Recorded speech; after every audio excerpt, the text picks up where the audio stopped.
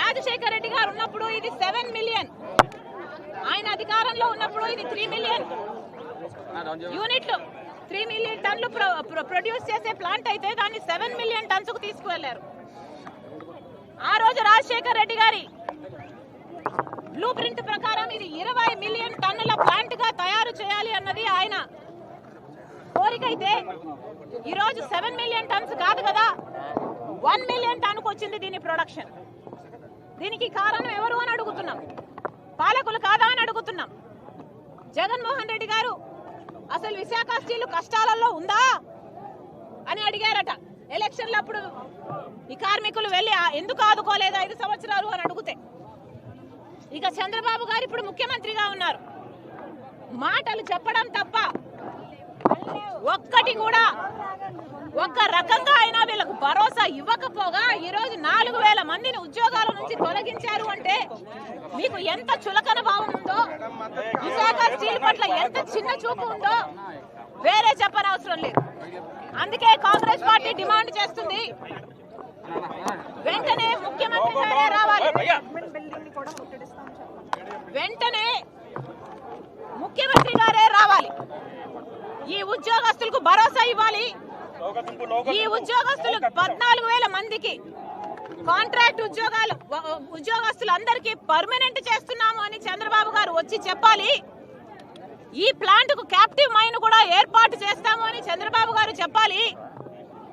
SAIL లో కూడా దీన్ని కలిపే ప్రయత్నం చేస్తాము, లేకపోతే బెయిల్ అవుట్ ప్యాకేజ్ అనౌన్స్ చేస్తామని చంద్రబాబు గారే వెంటనే వచ్చి స్పందించాలని కాంగ్రెస్ పార్టీ డిమాండ్ చేస్తుంది. ఈ రోజు కాంగ్రెస్ పార్టీ రాష్ట్ర రోకో చేస్తుంది, కానీ ప్రభుత్వం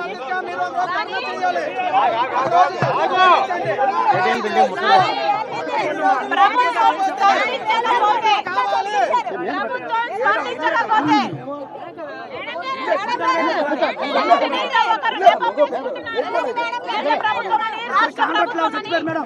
కాంగ్రెస్ పార్టీ హెచ్చరిస్తుంది, అడ్మిన్ బ్లాక్ ని ముట్టడిస్తాం.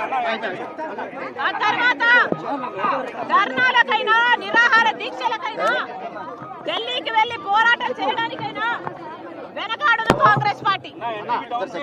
మళ్ళీ విశాఖ స్టీల్ కాంట్రాక్ట్ ఉద్యోగస్తులకు 4,000 మందికే కాదు, 14,000 కాంట్రాక్ట్ ఉద్యోగస్తులకే కాదు, మొత్తం అందరు ఉద్యోగస్తులకి భరోసా ఇస్తుంది కాంగ్రెస్ పార్టీ. ఇద్దరు చనిపోయారు,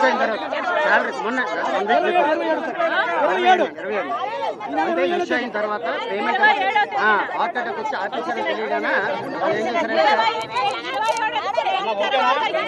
చనిపోవడం కూడా జరిగింది. కాంగ్రెస్ పార్టీ ఊరుకునే పరిస్థితి లేదు. హెచ్చరిస్తున్నాం, చంద్రబాబు గారు వెంటనే రావాలి, భరోసా ఇవ్వాలి.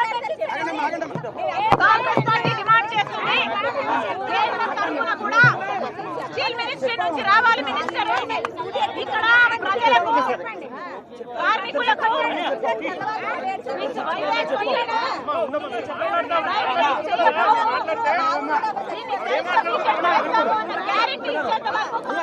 పోరాటం చేస్తూనే ఉంటుంది.